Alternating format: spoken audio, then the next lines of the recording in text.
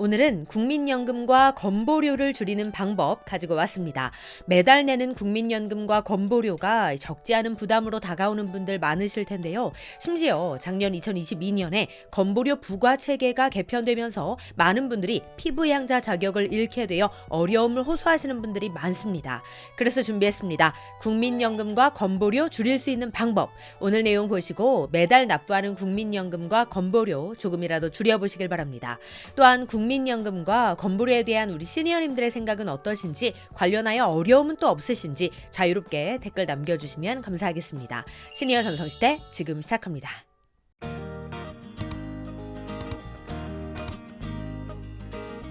안녕하세요. 시니어를 위한 꼭 필요한 정보 시니어 전성시대입니다.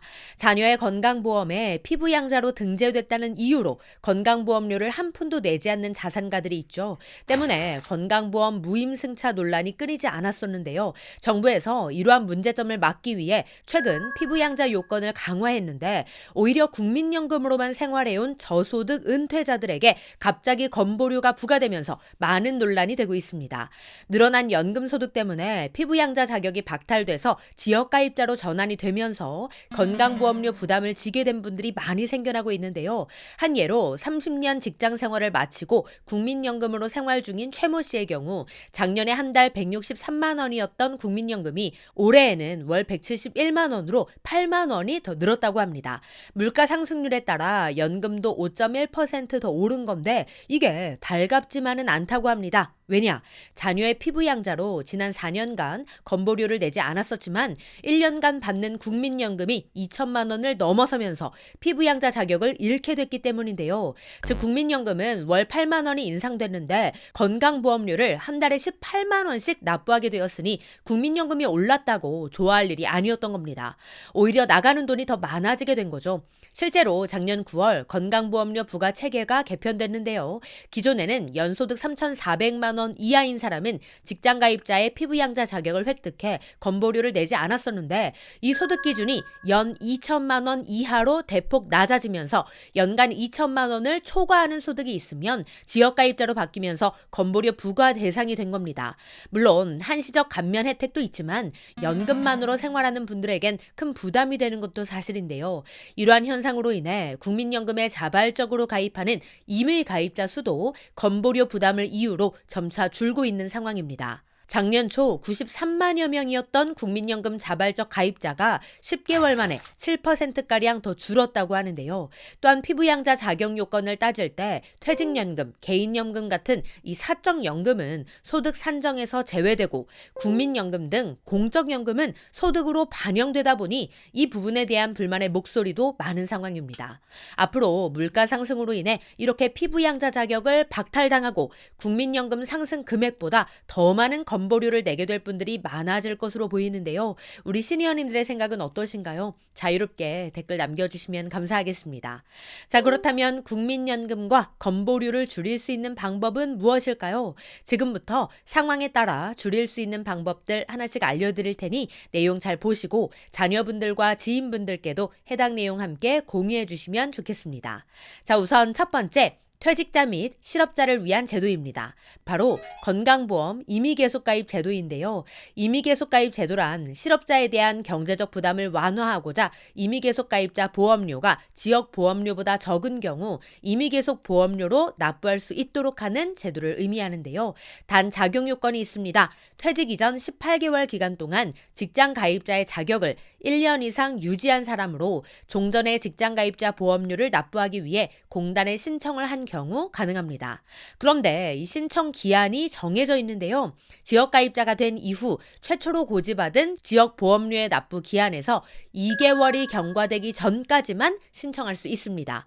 즉 2개월이 지나면 가입이 불가한 건데요. 따라서 퇴직하신 분들이 임의계속가입으로 보험료를 줄이길 원하신다면 2개월 안에 꼭 신청을 하셔야 한다는 것 반드시 기억하시길 바랍니다.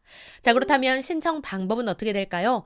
가까운 건강보험공단 지사에 방문하시거나 고객센터 1577-1000번으로 전화하셔서 상담 받아보시길 바랍니다. 자, 다음 두 번째는 국민연금을 줄일 수 있는 방법인데요. 바로 지역가입자 연금보험료 지원 제도입니다. 국민연금공단은 지역가입자 연금보험료 지원 제도를 실시하고 있는데 이 제도를 통해 다시 국민연금을 납부하는 가입자가 굉장히 늘었다고 합니다. 지난 4월 5일 기준 신청자가 몰리면서 7만 명을 더 넘어선 상황이라고 하는데요. 그렇다면 지역가입자 연금보험료 지원 제도란 무엇일까요? 그건 이렇습니다. 사업 중단, 실직, 휴직 이렇게 세 가지 사유로 납부 예외 중인 지역가입자가 납부를 재개하면 국가에서 국민연금 보험료의 50% 최대 4만 5천 원을 1년간 지원하는 제도인데요. 이건 작년 2022년 7월부터 시행된 제도입니다. 단 재산 및 소득 요건이 있는데요. 재산이 6억 원 이상이고 종합소득이 1,680만 원 이상인 사람은 지원받을 수 없습니다. 참고로 종합소득은 사업, 근로소득을 제외한 금액입니다. 또한 실업 크레딧, 농어업인 지원을 받는 경우 역시 지원 대상에서 제외된다고 하니 이 점도 함께 참고해 주시기 바랍니다. 자, 현재까지 신청 현황을 살펴보면 50대가 38.7%로 가장 많다고 하는데요. 지역별로는 수도권 및 부산, 대구, 경남, 경북 등 경제활동 인구가 많은 순으로 신청자가 많은 상황입니다. 또한 지원 금액은 월 최대 지원액인 4만 5천 원을 받는 대상이 전체 신청자의 92.6%로 대부분을 차지했다고 하는데요. 연금보험료 부담은 줄이면서 향후 연금 수급액은 늘릴 수 있기 때문에 현재 납부 예외 중인 분들이라면 신청을 꼭 한번 고려해 보시길 바랍니다. 관련하여 자세한 상담이 필요하신 분들께서는 국민연금 상담센터 1355번으로 전화하시면 자세한 상담 받으실 수 있습니다. 자, 이어서 세 번째는 바로 해촉 증명서 활용입니다. 우리가 살다 보면 일회성으로 또는 단기간으로 발생한 비정기적인 수입이 생길 때가 있는데요. 이 수입이 지속적인 소득으로 인식돼서 갑자기 건보료가 늘어나는 경우들이 있습니다. 이걸 해결하기 위해서는 해촉 증명서를 알아두셔야 하는데요. 해촉 증명서란 급여를 지급한 업체와 거래 관계가 종료됐다는 사실을 증명하는 서류입니다. 따라서 국민건강보험공단에 해촉 증명서를 제출하면 관합한 건보료와 장기 요양료를 환급받으실 수 있는데요. 해촉 증명서 양식은 인터넷에서 쉽게 다운로드 받으실 수 있습니다. 자, 그런데 중요한 건 거래한 업체의 직인을 받아서 건강보험공단에 제출해야 한다는 건데요. 방법은 간단합니다. 거래한 사업장에 연락해서 직인이 찍힌 해촉증명서 발급을 요청하시면 됩니다. 그런데 작년에 거래했던 업체가 혹시 폐업을 했다면 국민건강보험공단과 상담을 통해 문제를 해결하실 수 있으니 이 점은 참고해 주시길 바랍니다. 따라서 작년에 일시적으로 단기간으로 발생한 소득으로 인해 건보료가 올랐다면 해촉증명서를 활용하셔야 한다는 것 꼭 기억해 주시길 바랍니다.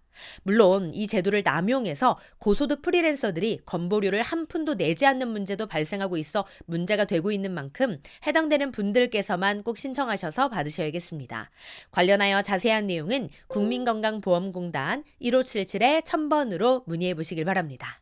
네, 오늘은 국민연금과 건보료를 줄이는 방법에 대해 알아봤는데요. 국민연금 건보료에 대한 우리 시니어님들의 의견은 어떠신가요? 관련하여 자유롭게 댓글 남겨주시면 감사하겠습니다. 그럼 오늘도 편안한 하루 보내세요. 감사합니다.